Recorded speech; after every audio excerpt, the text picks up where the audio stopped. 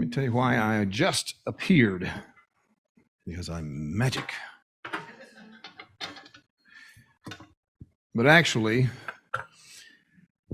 the answer to that is very related to the answer as to why the screen was wrong when Cherry looked up there.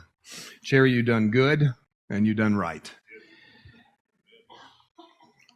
Friday, well, actually Thursday sometime, I got to feeling really bad again. I have been through this upper respiratory, whatever it is that's going around. This would be my third bout with it. Yeah. Which, doesn't make me feel young. And so in my haste to get through on Friday so I could get home and crash, I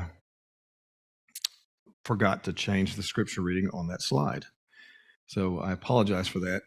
But that also, I'm on some antibiotics, and so I'm feeling much, much better and doing better. But I don't want to take any chance on getting anyone sick. And so coming in for the sermon and leaving right after the sermon, just don't come up here and breathe this air and you should be fine. We are in part 7 of our Trust Enough to Change series. TE2C, we call it. This is actually part 7B, which indicates that we are in a series within a series. We're spending 4 weeks on Ruth. The first week was a couple of weeks ago where we did an overview of Ruth. And while Ruth is a very short 4-chapter book, the overview felt like about 12 chapters. And I apologize for that. It's just so rich. I didn't want to leave anything out. And I left out so much of what I wanted to cover. And it was still, it was a bit lengthy, long in the tooth, you might say. So I apologize for that. But I pray that you'll be reading Ruth every week while we're studying to stay familiar with it, to keep it fresh so that we can hit the highlights and not have to go back over what we've covered. Because there's just, it's amazing how much is in this little 4-chapter book. So today, 7A was the overview. Today, 7B is one part of Naomi's story. Now, Naomi is a prominent character in chapters 1 and 2, and then becomes a minor character, except that she never really is.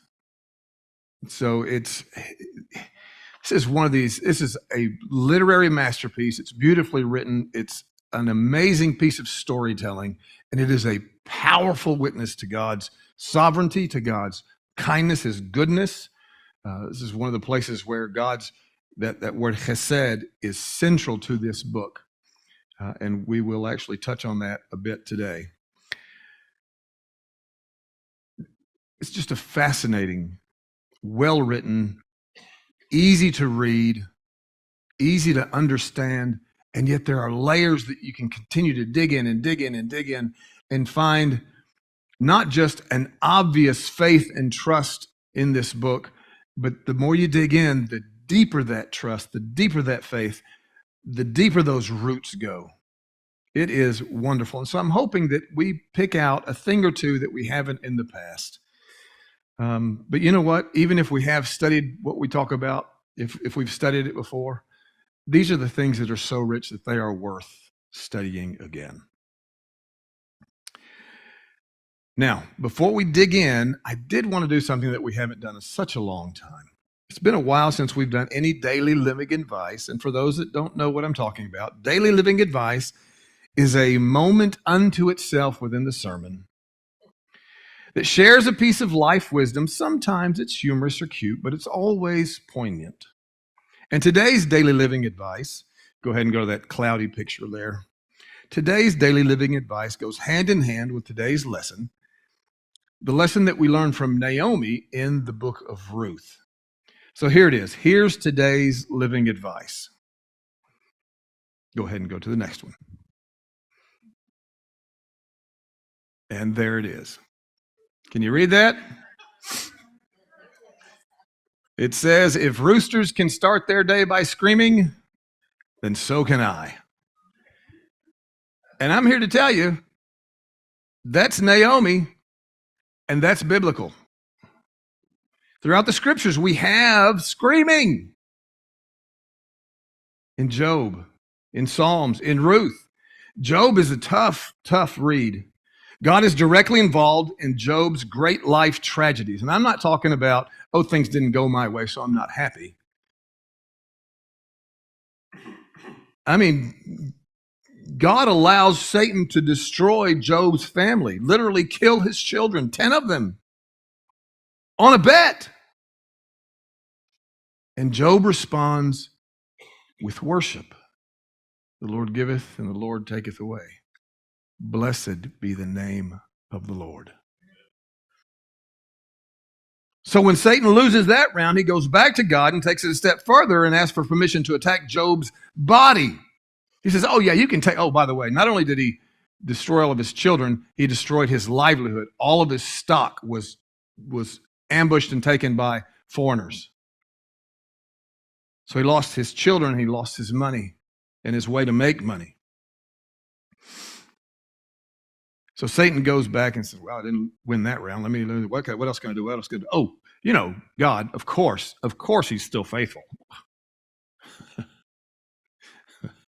Really? But, nobody can stand it when they're miserable. Okay, God says. So Satan bestows upon Job boils and trouble. Racks him with overwhelming, unending, unbearable pain. And Job finally responds with a rooster scream. Now, I brought with me 2 books. And it's strange how God works. This is one of those coinky-dinks because Michelle talked about these books this morning, or at least mentioned the author. My memory's so bad, and I don't know, man, this thing that I'm going through has give me foggy brain. It's not COVID. I've checked multiple times.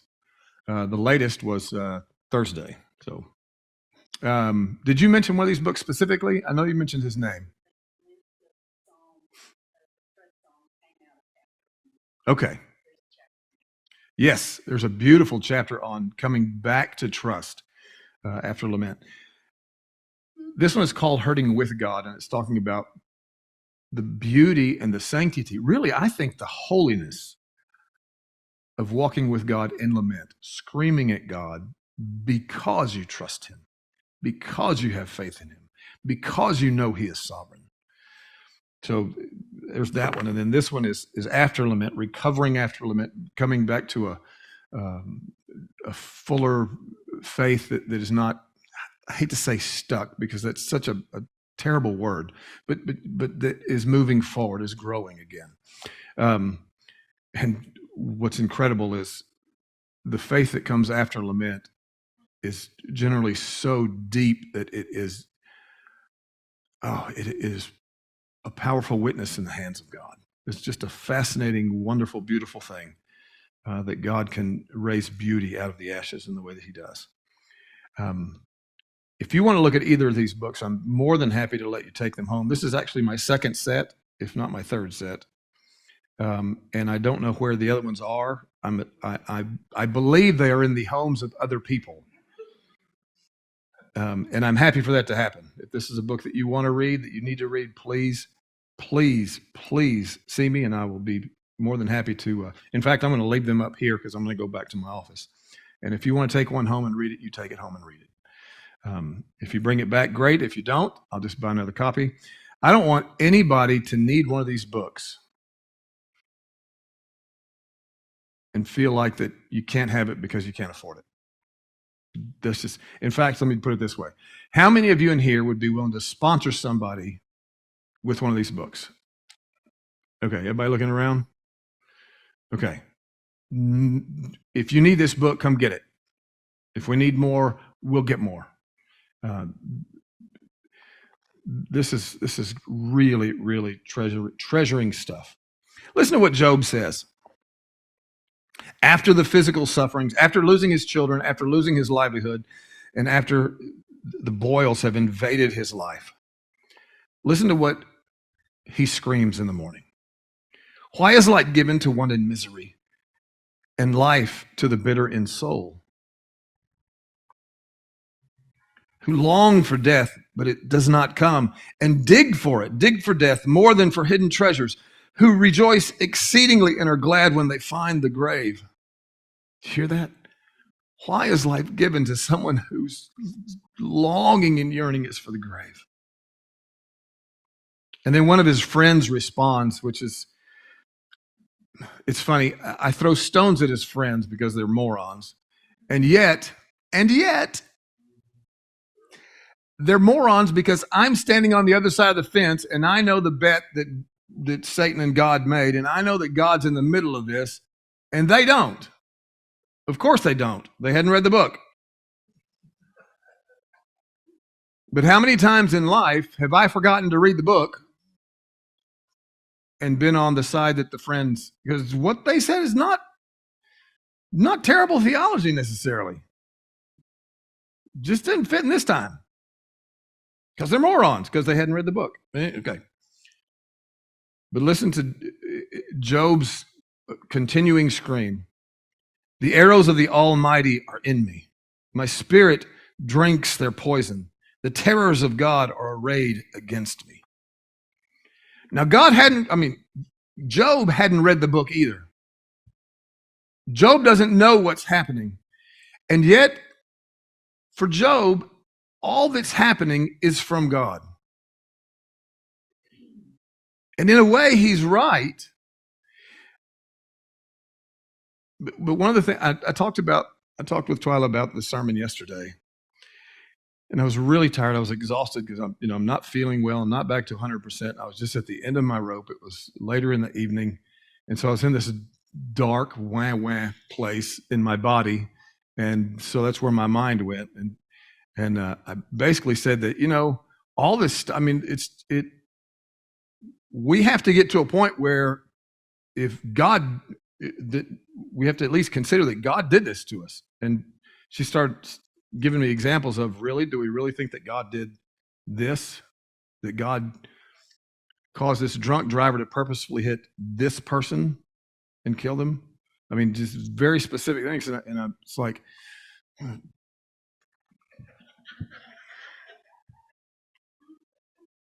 and as I looked, go Twyla.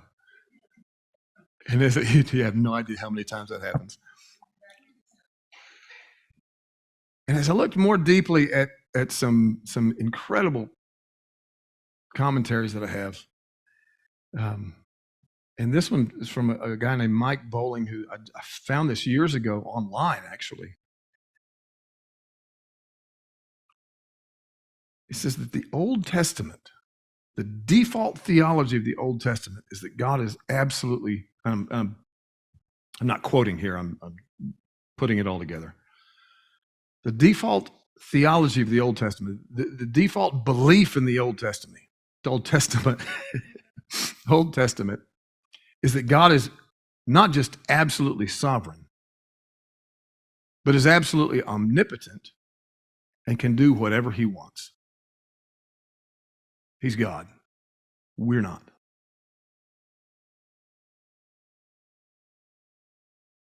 If he wants to strike someone, it is his right. We don't like that. We're very uncomfortable with that.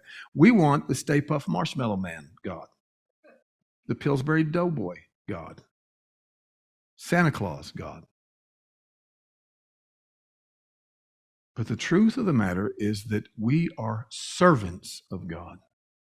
And whatever the master wishes to do is his absolute right to do.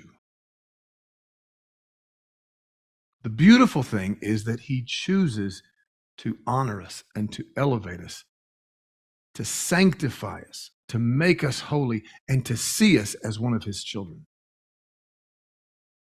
We get so comfortable with amazing grace that we somehow think we can tell God what he can and can't do.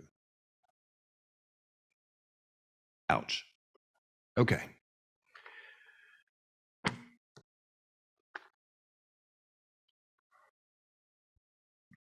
Psalms. Psalms of lament run throughout the Psalter. In fact, our reading is one of those Psalms of lament, which I just think, Sherry, you did such a beautiful job reading that. I love the passion that you brought it to us with. Just think it absolutely fantastic. Oh, that we all read with such passion and put ourselves into that moment so beautifully. But I wonder, especially after that daily living advice for today, I wonder if the original expression was more like this. How long? Will you forget me forever? I hope that didn't blow up anybody's speakers on Zoom. And for some reason, as I was thinking about that, I was thinking of Sam Kinison. I don't know if any of you remember him. But that intensity, that screaming reading, being a rooster and screaming at God. I used to have kids in my youth group in Houston read the Psalms when they were upset or hurting, which, as a teenager was about every 3 minutes. I can say that because Coraline's not here. I'm sorry? Carly's here. Hi, Carly. So when you're upset about life or upset at God, scream at him. That's what he wants us to do. You read the Psalms, and David is screaming at God time and time again. Life's not fair. The enemy is encroaching. The enemy is winning. Why is the enemy winning? And it's this idea that God is absolutely sovereign, God is absolutely in control, and God can do what he wants to do. And so David's screaming at him, God, don't you want your people to win? Isn't that what you've told us? Come on. It's really the idea behind Revelation. God is allowing Rome this moment of anger and triumph and seeming victory before the rest of the story is written, before the kingdom of God rushes in and destroys all things evil. And it's a word of hope, not wish, a word of rock solid hope to his people. Hang on. I know what I'm doing. I am in control. I've got this. You win.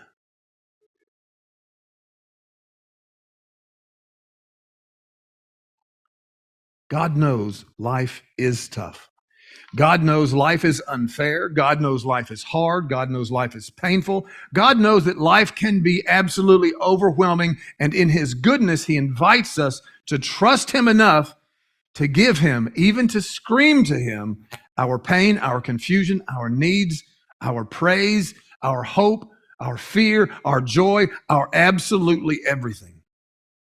He's big enough to take it all. He's not a fair weather friend and just wants to hear from you when things are going good.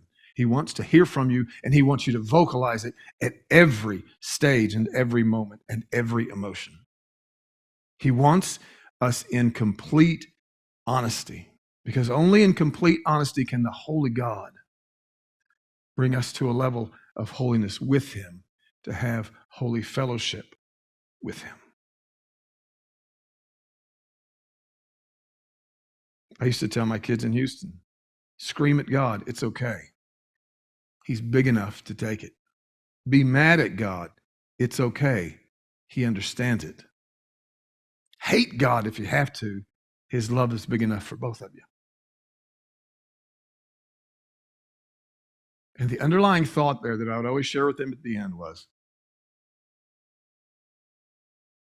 you don't scream at, you're not angry with, you don't hate something that's not real.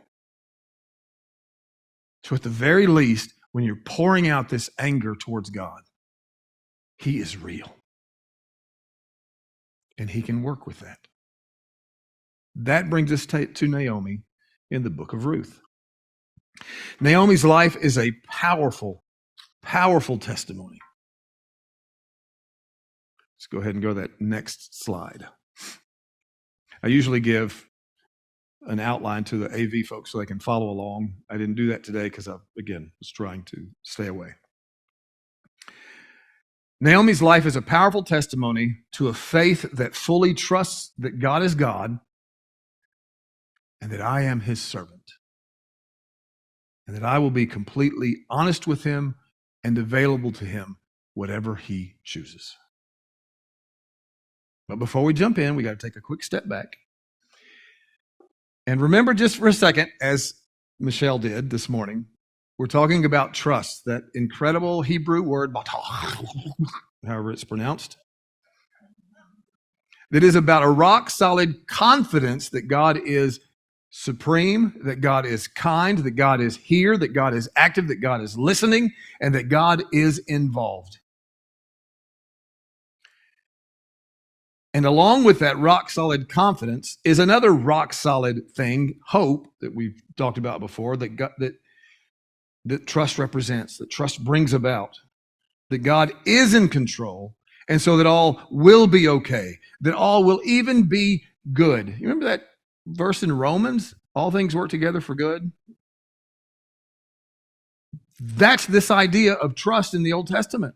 That's Paul, when he, in Romans, by the way, is an introduction, a missionary's introduction letter. He hadn't been to Rome, and he's paving the way, right? And so he shares with them this incredible idea of what trusting God really is. That everything will work out to the good for those that love the Lord. That's your great hope. That's your faith. That's your great trust. God is that big, that good, that purposeful, that powerful, that real. God is sovereign. So I can leave worry behind and I can trust his movements, his power, his plan, his time. God is HESED. So even in the valleys of life, I can find my rest. I can find my peace. I can find my wholeness with him and in him. And this little 4-chapter book of Ruth poignantly illustrates the theology that we've been talking about all the way up to now, that God is absolutely sovereign. Nothing happens by chance. God is in control. God is omnipotently powerful and omnipotently wise. That's just a fun word to say. And he will do as he desires. Now, let's hear from Naomi. Naomi. Sweet, sweet Naomi. Naomi's name means, anyone? No, doesn't mean bitter. We're getting there. It means pleasant. It also, yes. Excuse me.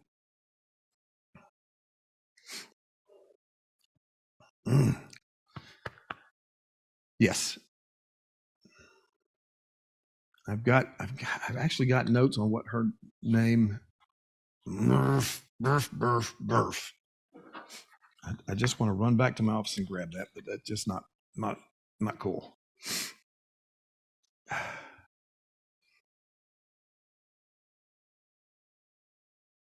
There's another word for Naomi's name. Pleasant is one of them.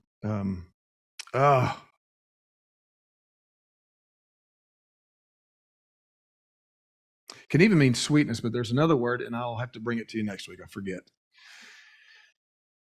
But the idea of pleasant is working, works well. As we said, Naomi at the very beginning is in this foreign land in Moab. They've left Bethlehem because there's a huge famine. One of the greatest famines in Earth's history is happening at that time. She goes with a husband and 2 sons. The 2 sons marry. The husband and the 2 sons die. She's left with 2 daughters-in-law that have not had children. So her family name, this is the crisis in the book, the family name, the lineage is in jeopardy. And that's a huge crisis in the Jewish life. And so she attempts to send back those daughters-in-laws to a place of safety, a place where they can be taken care of, because as a woman, she cannot. They sold their land rights. This is a weird thing in the Jewish system. You could sell your land rights to someone else so that when the drought was over, they could make money on it. They could farm it as they wished or ranch on it as they wished. You still own the land, but you didn't have any rights to it until you bought it back from them. It was kind of like a real estate pawn shop, if that works. So she had nothing to go home to, but she had nothing to stay in Moab for either. And so she wanted to, in that day and age, release her daughters-in-law so that they could go back to their families and perhaps find another husband that could take care of them, because women could not make it on their own at that time. Okay, it's just the way society was. Not like that anymore, praise the Lord. But we have to remember whose mail we're reading here. So she says to her two daughters-in-law, "Go back to your mother's homes. Listen to the language, and remember remember what she's lost and what is just wrenching her soul at the moment. May the Lord show you HESED, kindness, as you have shown and dealt with your dad's husbands and with me. May the Lord grant that each of you find rest in the home of another husband." She is blessing them. She is remembering their godlike kindness to her and blessing them for their exercise of it. Oh, I wish that we talked this way more. I wish that I talked this way more. She kisses them goodbye and weeps aloud. And the kiss is in the Jewish culture a seal of the deal as well. So she releases them, kisses them, and it's also a sign of affection. And they wept aloud and said to her, "We want to go back with you to your people." But Naomi says, "Return home, my daughters. Why would you come with me? Am I going to have any more sons who could become your husbands? Return home. I'm too old to have another husband. And even if I did, and there was still hope for me, even if I had a husband tonight, gave birth to sons, would you wait until they grew up? Would you remain unmarried for them? No, my daughters. It is more," here's the word, "bitter for me than for you, because the Lord's hand has turned against me." You hear that? You hear that complaint? Is this God's fault, Naomi? Or are you simply acknowledging God is in total control and completely sovereign? At this, they wept aloud again. And Orpah kissed her mother-in-law and said goodbye. But Ruth clung to her. Did you notice that? Ruth did not kiss her again. Orpah accepted and kissed her and sealed the deal, closure, and was released. Ruth clung. "Look," said Naomi, "your sister-in-law is going back to her people and to her gods. Go with her. Don't urge me to leave you or turn back from you. Where you go, I will go. Where you stay, I will stay." It's funny. The first time that I heard these words was in a song back at Southeast that we were singing for someone getting married. I never knew that it was, I always thought it was a wife speaking to a husband. I never knew it was a woman speaking to her mother-in-law. After singing the song 200 times for 200 different weddings, it kind of freaked me out a little bit when I actually read the story. It's like, is that really an appropriate thing to say at a wedding? Now, the meaning of it, the thought of it, is very appropriate. But I mean, for a 20-something-year-old that had no idea how to read the Bible and just was taking everything so literally, it spun me for a bit. Your people will be my people, your God, my God. Where you die, I will die, and there I will be buried. May the Lord deal with me, be it ever so severely. Do you hear how Ruth is talking, how Naomi was talking, and how later Boaz is talking? That the language of Yahweh God is just pouring out of her mouth, the language of covenant, the language of commitment, the language of understanding the good things of life. And you wonder how she got there. I mean, Ruth and Naomi had been together for some 10 years or so, I believe it is. And she had picked up this habit. She had picked up this language. She had picked up this understanding of the beauty of God's covenant language. And she had found that home was no longer in Moab. Home was with Naomi's God. Ruth is celebrated in the Jewish tradition as the paramount, the perfect Gentile convert. She fully bought into the system. She fully gave up her gods and fully bought into Yahweh and his sovereignty, his beauty, and his wonder. When Naomi realized Ruth was determined to go with her, she stopped urging her. And so the two women went on until they came to Bethlehem. By the way, Bethlehem means house of bread. And when the famine had happened, there was no bread. So they left, but now they were coming back because the famine was over. And Naomi had no other choice but to go home. So the two women went on until they came to Bethlehem. And when they arrived in Bethlehem, the whole town was stirred because of them. And the women exclaimed, "Can this be Naomi? Can this be pleasantness?" "Don't call me Naomi," she told them. "Call me Mara, because the Almighty has made my life very bitter." It's the second time that word's been used. Actually, that makes the third time. Back in verse 13, "No, my daughters, it is more bitter for me than you." That's the Hebrew word Mara. When she calls it upon herself, it's transliterated Mara. But he has made my life very Mara, very bitter. This can refer to the bitterness of horseradish, or it can, as we do, it can refer to bitterness of life, difficulty in life, misery of life. And of course, that is what she is alluding to. "I went away full, but the Lord brought me back empty. So why call me pleasantness? Yahweh has afflicted me. Adonai has brought misfortune upon me." It's a very interesting, and this is one of those literary devices that's just absolutely beautiful. ABBA. In that little paragraph in verse 20 and 21, "Call me Mara, because Almighty, the Almighty, Adonai." I'm sorry, not Adonai. I misquoted. Shaddai. El Shaddai, the mighty one, the Almighty, has made my life bitter. So we have El Shaddai, or Shaddai. "I went away full, but Yahweh, AB, brought me back empty. Why call me pleasant? Yahweh has afflicted me. Shaddai has brought misfortune upon me." In doing that, it's highlighting her misery.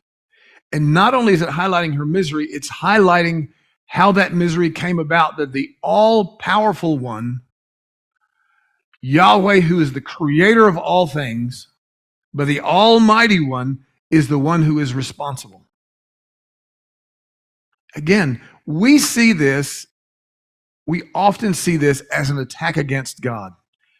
It is simply her acknowledging that God is absolutely sovereign. Could he have kept her children from dying? Yes. Could he have kept her husband from dying? Yes. Could he have given Orpah and Ruth children in Moab? Of course. But he didn't. And so she returns home empty to a place that she left full. And that's just the way it is.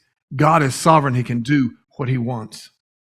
she is still coming home to allow the Lord to do what he does, to live with the Lord. This is not a moment of Jonah where she's trying to run away. She's running back home. There's an incredible level of trust that says, I'm going back home. She could have tried to live her life with Orpah or with Ruth or with their families, but she came back home. Because even in the midst of misery that she fully acknowledges God is in the midst of, if not the cause of, at least in the midst of, she trusts him more than anything else. And she does that while she has a straggler while Naomi has no standing any longer, except a piece of property that she can't access because the rights have been sold. The one that's straggling along with her has no value whatsoever. And yet her trust in the absolute sovereign is greater than the fear that should be overwhelming.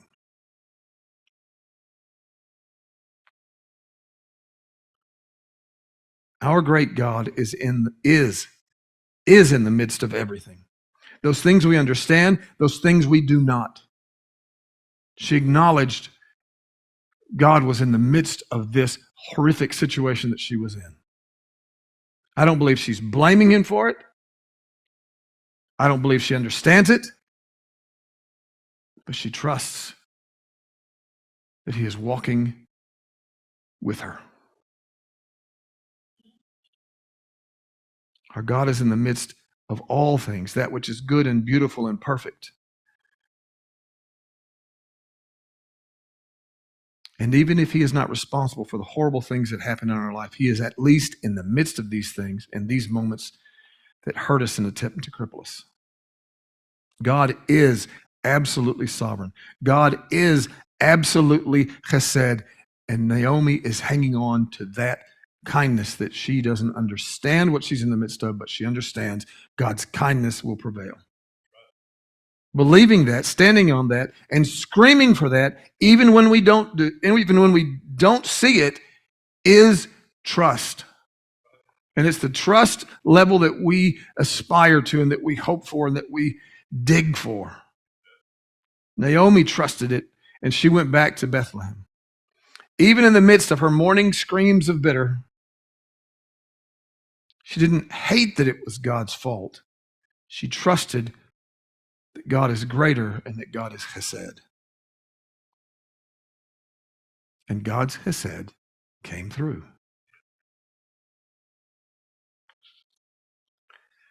Ruth chapter 4. Read the story. You're familiar with the story. There's a kinsman redeemer that redeems her. And by the way, we'll be looking at Boaz next week for Father's Day. So Boaz, this kinsman redeemer, takes Ruth, buys back the property, which actually is a very important part of how this story unfolds. Naomi goes back, doesn't have anything, can't even access the land that is her family's because it's been sold. But as it plays out, we'll see this next week, Boaz would not have had the opportunity to redeem Ruth had that property been not needed buying. There was a kinsman redeemer nearer than Boaz, and so he had first shot. And his first response was, yeah, I'll take them. And then Boaz says, but there's a piece of property that needs to be redeemed first. I can't do that. You take them. Coinky-dink?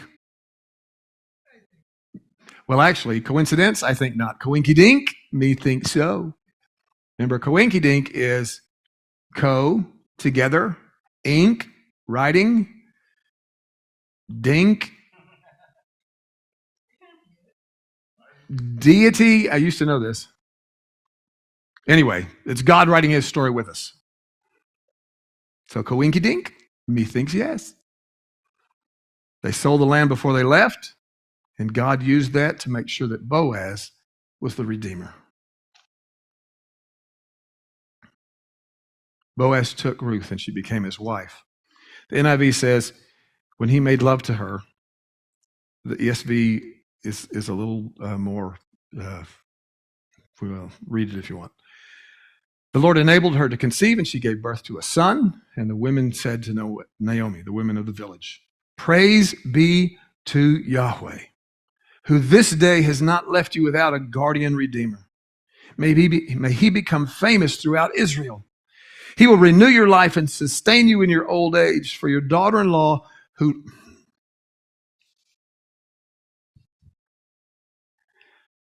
I'm tired, so I'm emotional. So sorry. That's my excuse, and I'm sticking to it. Your daughter-in-law, who loves you and is better to you than 7 sons, has given birth. Yes. The perfect Gentile convert, converted by a woman who is honest enough with God to live him in every moment, the good ones and the horrible ones, who trusted in God in the good moments and in the horrible ones, who lived with God in the good and in the bad and in every moment in between.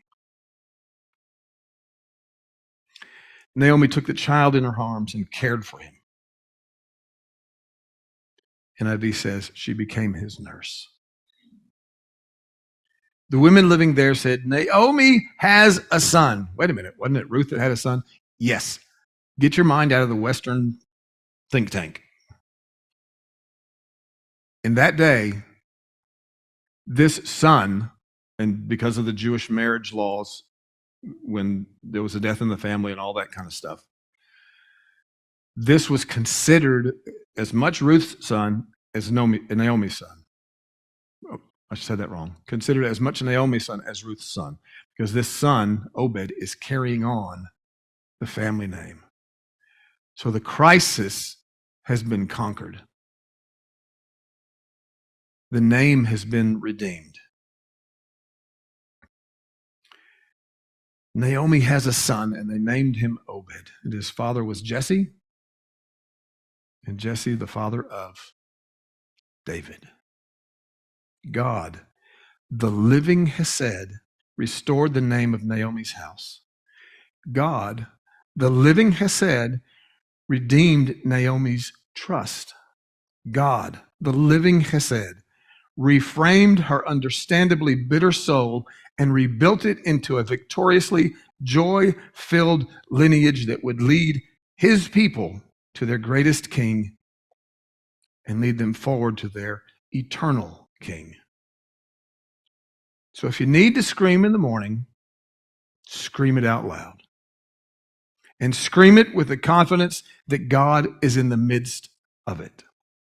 And trust so deeply that you move forward with the strength and the courage that God is with you and that he will work through it and bring about his good. Be strong and courageous. Do not be afraid. God is in the midst of it, and God wins. Let's sing.